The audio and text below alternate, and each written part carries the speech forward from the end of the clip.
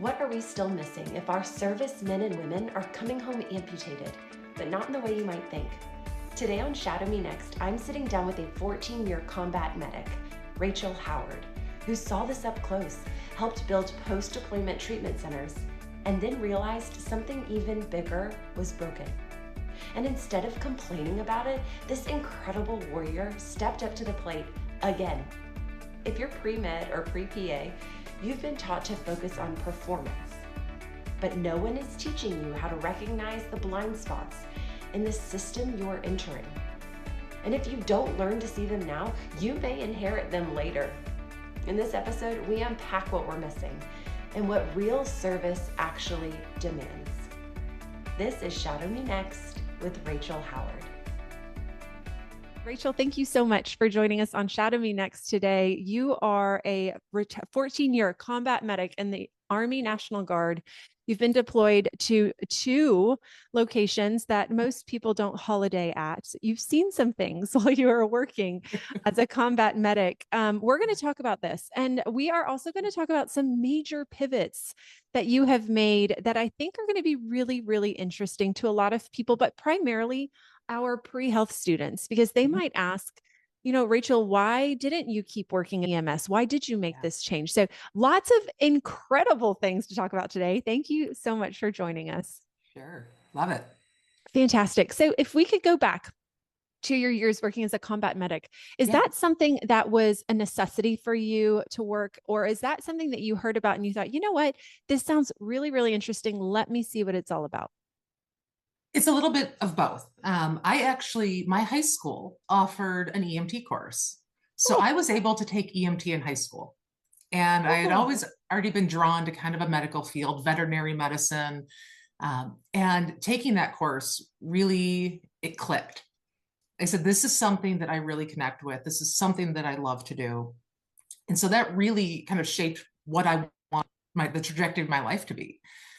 So after high school, after I eventually got all my licensures, I did go to work for an ambulance company. It was a private service ambulance company. Cool. And I loved what I did. I loved the people that I worked with. And at that time, we were looking, this was the kind of 2003, 2004, 2005 timeframe. So not that long after 9/11. Mm-hmm. And coming from a family that had a lot of people who served, the military was always in the back of my mind. That service mentality was always kind of ingrained in us. Mm-hmm.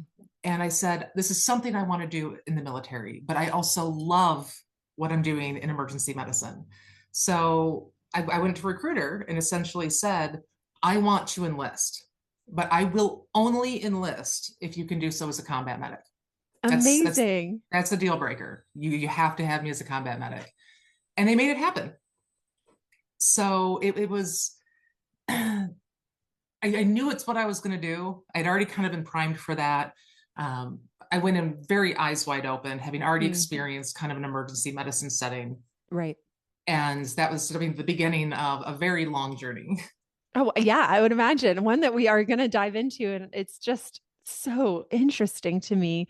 So this is great because you've worked in EMS first, and then you worked as a combat medic. Mm-hmm. Well, first, for those of us who might not know, can you explain to us what it means to be a combat medic? I think we'd love to hear that. Combat medicine, and with an understanding that it is different in every branch of service. Mm-hmm. What maybe a naval corpsman is doing can be very, very different than what an Army medic is doing. And there is a huge scope even within Army medicine. You may be stationed at a hospital doing kind of hospital work, and you're working as like an ER tech, or you're maybe working on the floor. But for my position, I was part of a medical company. So we had an entire scope of essentially anything that you can imagine doing within a 3-day course of care. So we could care for patients for about 3 days. And so we had x-rays, we had pharmacy, we even had dental. Wow. So we had a very large resource available to us. It was like working for a very small kind of urgent care hospital setting. Mm-hmm. And what we ended up doing primarily was being able to set up an environments that could provide this kind of interim care before you either needed to move on to higher level care or could be returned back to your duty status.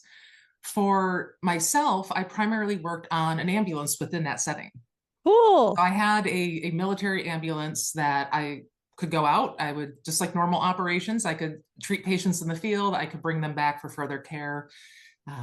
We also focused on kind of like CBRN incidents. So chemical, biological, radiological, nuclear kind of explosion. We were trained to be able to operate in that environment in appropriate hazmat gear, decontamination, and treatment within that context. While overseas, I served primarily, briefly in kind of clinic settings, managing small clinics, but also my primary duty was to go out on convoys, on whatever that mission may be. I would be kind of embedded with a team that would be going out, and I provided medical services, both for any sort of emergency circumstance, but also for your true to medicine, your kind of boring day to day. Someone's dehydrated, we have too many energy drinks and not enough water. Being able to work with some of the local population in Iraq and or Afghanistan that we would come across that maybe had medical needs or questions. I had a lot of flexibility and a lot of range in my scope of practice to be able to kind of test those boundaries and really explore other opportunities in your normal medical environment. And you did this for 14 years. 14 years. Incredible. So at that point, did you have a family? Were you away from your family for that stretch of time? No. So I was with the Army National Guard. So the traditional model is the 1 weekend a month, 2 weeks in the summer. Never in my career did that ever actually work out that way. I was either pulled on full time for just other operations stateside. I was deployed. It was never 1 weekend a month, which was my choice. But I, fortunately or unfortunately, I did not have family aside from, my parents and my brother. I was ideal in that sense that I didn't have a house. I didn't have kids. I had the flexibility to kind of go where I wanted and engage how I chose. It's amazing. The reason I ask is because, I was hoping to discuss some of the differences between working as a combat medic and working in EMS stateside. And that's a big one. I think when we make these decisions and we think about what we want our career to look like, we have to stop and think about what we want our life to look like. And of course, I know the listeners might, but I know right now that you have 4 children. So you have quite a large family now. So, it definitely informs some of these decisions of ours to make these major life changes, I think. Tell us a little bit about what that looked like, perhaps, those thought processes for you. I was fortunate, like I said, that I didn't have those ties for the majority of my military career. But I will say that really, once I met my husband, I was at the tail end of my career. I didn't know it was the tail end of my career, but in hindsight, it was. At that point, I had been injured overseas in Afghanistan. So I had a number of medical issues that I had been kind of dealing with because of that. I had, for years, kind of managed to make it work. I was injured in 2012, and I had gone through what's called a med board where they, really, are you fit to continue doing this job? Which I made it through one, but you're still dealing with these physical injuries day after day. And I was having a harder time keeping up. It was a real struggle. I was really having to push myself. And I had met my husband. We were engaged. We decided we wanted to get married. He had 2 kids from a previous marriage. We had left it open to us potentially having children. And it came up another time for a med board. And the question became, do I continue to fight this? Is that where my life is meant to go at this point? And I ultimately made an incredibly difficult decision because I thought this was my life's path. I made the decision that it was not in the best interest of the military, and it was not in the best interest of my future family for me to continue on this trajectory. So I did have to make that choice, and that was not easy. I still struggle with it on a regular. Which really, it speaks so much to your dedication to service, right? And I want to really highlight something that you just said. And it was the first thing you said, which is when you made this decision to make this life-altering change, the first thought was, is this best for the military? Is me being here what is best for the system in which I'm working? And I think that it just highlights the selflessness of your thought processes. And I think in medicine, we also have to make this decision one day too, and Yes. sometimes it's earlier in our career, sometimes it's much later in our career. But it becomes our life's work. And I think when we start to have to shift, it's an identity shift is what it is. Yes. And I think when we Huge. have to make that identity shift, it can be it can be very challenging. And I'm just going to put in a little plug for women, because I do think as women, we make a lot of identity shifts, especially if we have children. We go from not having children to, and whether they're our own biological children or children of our spouse, for example, to literally assuming a new role of a mother, and I think, and then of course, careers and caregivers, with aging parents. This also falls to men as well, but I do think that women especially make these shifts quite well.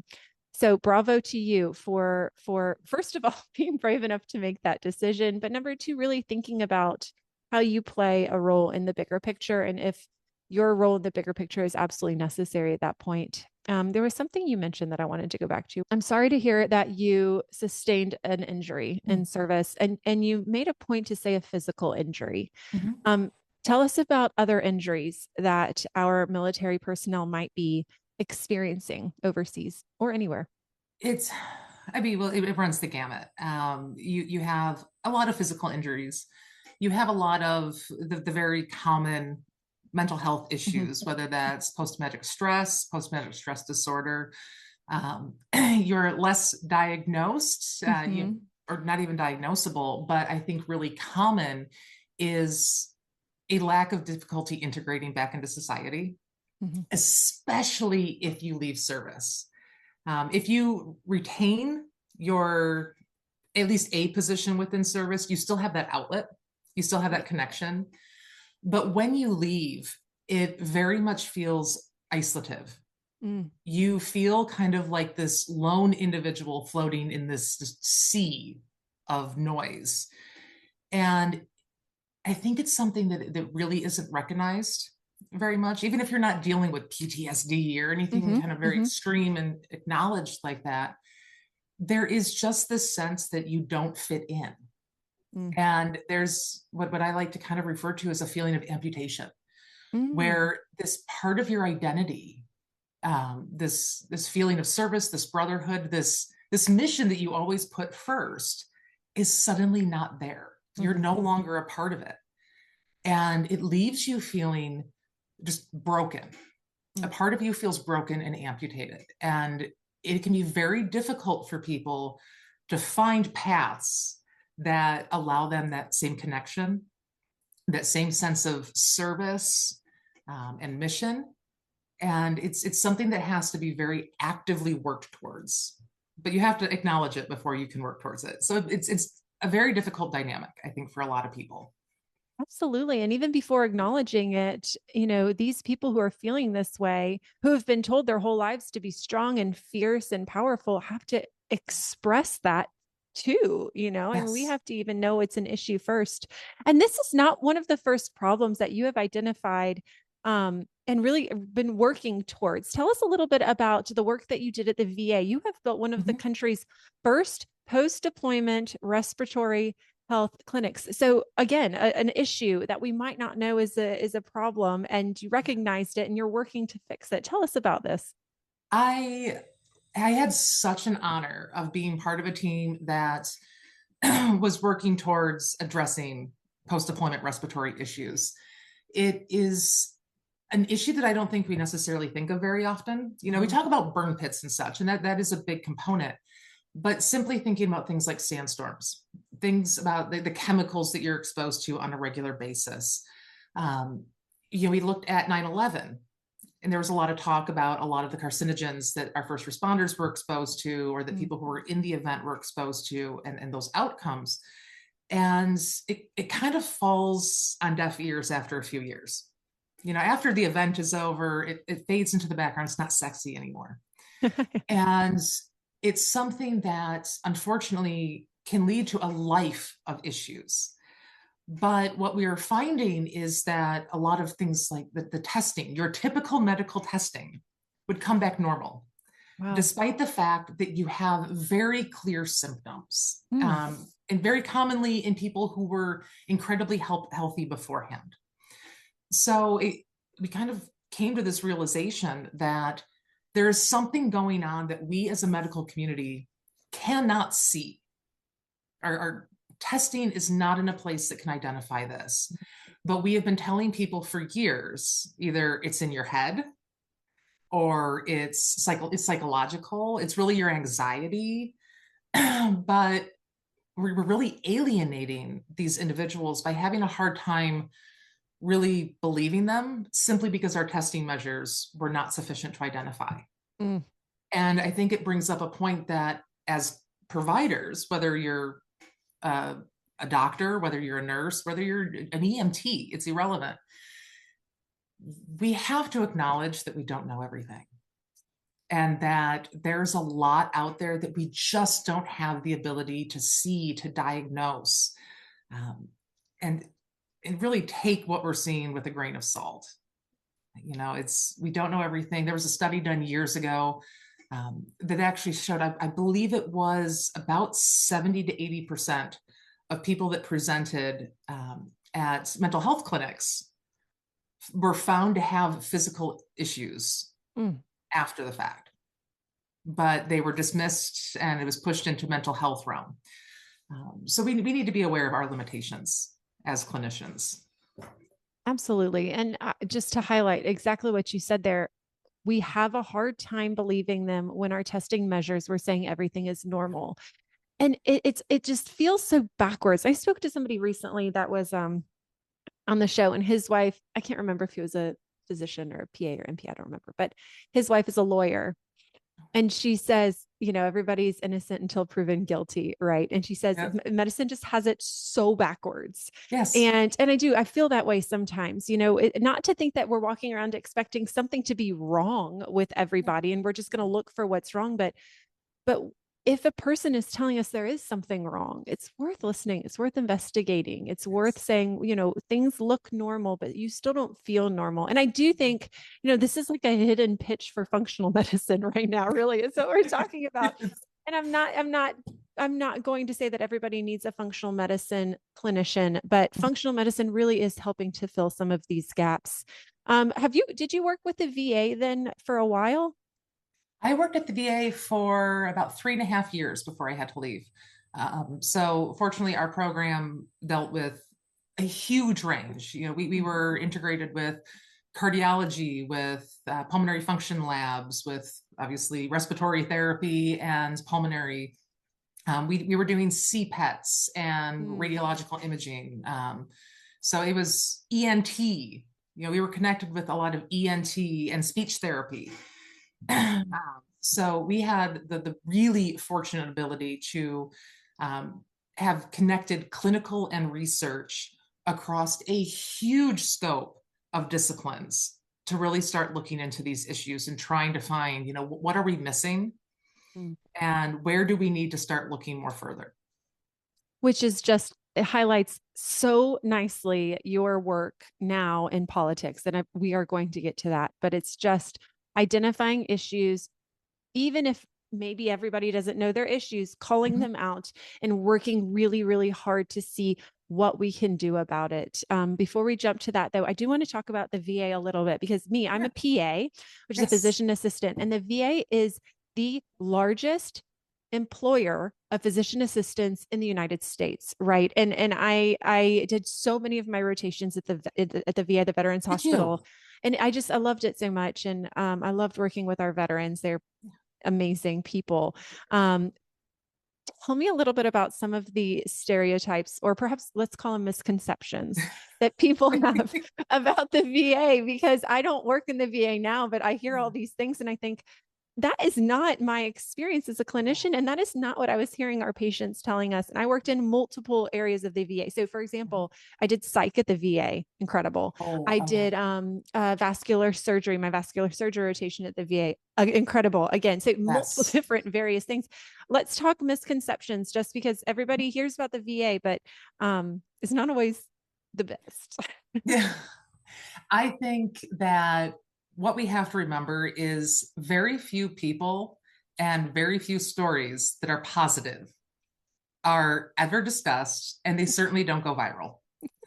So what people are real quick to write a review on a product that they're unhappy about, but they're a lot less likely to take the time to advertise positive experience. Yes. So keeping that in mind about pretty much anything, that it's always the people who had a bad experience for some reason. And I do think we need to be honest, though, and acknowledge that the VA is an incredibly large organization. So when you have a problem, and you're going to have more of them, just statistically, you have a larger organization treating a larger number of people, you're going to have more issues, even if when you look at it proportionally, it's proportionally low. You're right. So doing a little math there and acknowledging some of those kind of flaws in design on how we look at things. But the VA, like any organization, is going to have some inherent flaws and faults, and things happen. Unfortunately, things are always going to happen. We are human. No system is flawless. No system is perfect. And what I applaud the VA for is when issues were found within it, they took the time to address it. To be able to say, we screwed up, mistakes were made, it should never have gotten to this point. What do we need to do to address this and move forward? So I give them incredible props for that. But at the same time, it is really difficult to reverse perception.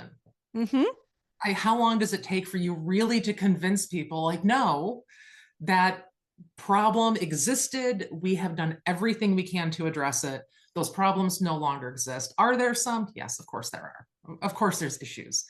But comparatively, when you look at, say, the private model of healthcare, really, like, what are the standards we're comparing? Are you comparing wait times? Well, it took me a year to get into a doctor on the private care side. So is my 3-month wait to get in at the VA really an issue, or is it comparatively a great model? So I mean, there's a number of factors we have to look at.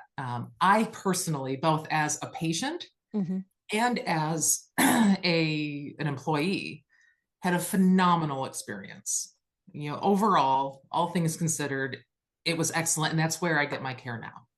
Amazing. Thank you so much for illuminating us on that. Thank you for talking about accountability, for talking about perception. All of these things are so important. And then, of course, perspective. You know, it's all about perspective. It's all about how we're looking at things and where we're coming from, our background with looking at things, which is a great segue into this major pivot that you have made recently from working in medicine, from working in public health.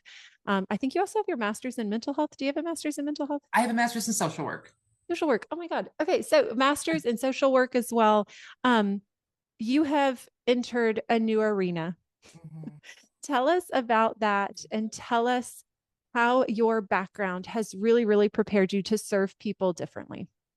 Yeah, it is a pivot, I think, is a very mild way of putting it.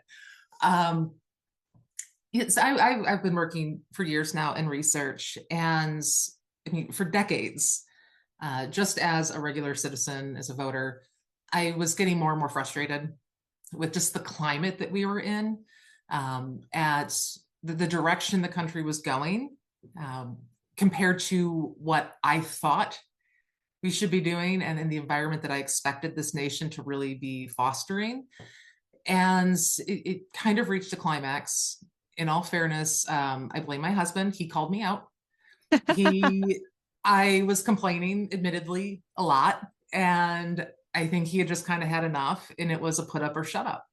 Mhm. What are you going to do about it? If you are so unhappy, do something about it. And I think his words were, are you going to bitch about it or are you going to fix it? Yes. I've never been more angry. And I was angry because he was right. It's like I'm doing nothing but complaining, but really, what am I doing to address these problems? And so I made that choice. I made the decision. I had to leave my career at the VA because it was a conflict of interest. Mhm. So I had to make the decision to leave the VA and to run for United States Senate for Michigan. And it was an incredibly difficult choice to make because I love what I was doing. And to leave a place that you are happy at, to do something that you never really wanted to do anyways, is a really hard choice. Mhm. That was a really hard choice. It really became, what is more important to me? My immediate happiness and contentment with where I'm at, or my belief that things can be better and that I have the ability to make it better. And so that was a very hard choice. But I truly believe my experiences are exactly what is needed at this moment. I'm not necessarily one that believes in like fate or necessarily divine providence, if you will, but I actually left clinical medicine myself on essentially a midlife crisis. So when I completed my undergrad, I was supposed to be applying for PA. That was my goal. That's what I was going to do. And when the time came to submit applications, I wasn't completing applications. I was dragging my feet. I was finding excuses. And it's like, what is happening to me? This has been 20 years in the making. And now what? Without applying for this, who am I even? And I was panicking, and I knew that if I didn't continue school, I was going to go out, I was going to find a job, and I was never going to come back. So I panic applied for social work. I just panicked, and I said, social work can be used everywhere. It'll keep me going until I can focus. And so that's what I did. And I found that the systems change and this leadership and really this macro perspective really resonated with me, which led into the public health. Say, how can I do this? How can I turn this into something that could be big? And that it was that same moment when I chose to run. It was this, I can do more. Where I am going is not necessarily the most that I can do and the most that I can be. It's been a trip. So that's the only way I can describe it. It's been a trip. I am so glad that you mentioned your desire and your apparent calling to be a PA and how that shifted, because it was a question that I had, which was, so many of our military medics and corpsmen, they go to become PAs. That's how the profession was invented. Exactly. Literally. And so I'm sitting here thinking, where was the shift made? And that is, it's so important for our pre-health listeners to hear this, because I think, and they come to me talking about a 6-year journey or a 4-year journey through college, and they're concerned about their pivot, which is an appropriate term for their shift. You're coming with a 20-year journey and a 20-year history, and you make this like absolute change in things. And it's something that's incredibly important. We've talked about this on the show before. I am entirely averse to politics. It just stresses me out. And speaking with our incredible healthcare work, bless your heart, speaking with our incredible healthcare workers who are starting to enter politics, we're seeing a big shift in this right now. And I'm so excited about it now. And I'm so grateful for you guys for really being incredibly brave and stepping into this new arena. Tell us, why do we need healthcare leaders in politics? To me, this is one of those, how did we lose sight of common sense? We as a nation, many organizations, corporations, government agencies, regardless of the entity you're looking at, there is a tendency for people at the top to think that they know what the bottom needs to be doing. And to me, it's a very micromanagement style. The goal at the top is to set the mission and the goals. Yes, by all means, come up with ideas, troubleshoot, problem solve, but you need to go to boots on ground to say, what are you experiencing? Where are the actual problems? Because this is what we're seeing up here, but what are you experiencing on ground? And what do you need from us as leadership to ensure that you have what you need to do the job? Mm. And we seem to have lost that. You know, we're not hearing those people on ground who are experiencing this every day. And as a result, we're just throwing things at the wall and seeing what sticks. It's not effective. It is incredibly costly. It's taking a lot of time, and people are suffering because of that. Mm-hmm. So getting healthcare leaders who have experience, who truly understand the system, who've been there, and putting them in roles like this, that they can say, you're going about it the wrong way. There are so many factors that you are not considering that are going to impact our providers, which by default impacts our patients. Mm-hmm. And that is something that is just so incredibly necessary. You know, if I have an electrical problem, I'm not going to go talk to an auto mechanic. Mm-hmm. I'm going to call an electrician because that's the person that knows electricity. I don't even know how to say, like, it's common sense without saying it's common sense. I love that. And you're absolutely right. And I think as clinicians, especially, we get so frustrated with the big system changes in medicine that do percolate down and directly affect our patients. And yet it's a big shift if we wanted to step into that arena. And huge. The fact that we have people like you who are willing to do this and make this change is just incredible. Guys, if you are interested in supporting her run for office, please visit her at rachelforussenate.org. That's RACHEL for ussenate.org to hear more about her and her platform and really the incredible things that she's doing.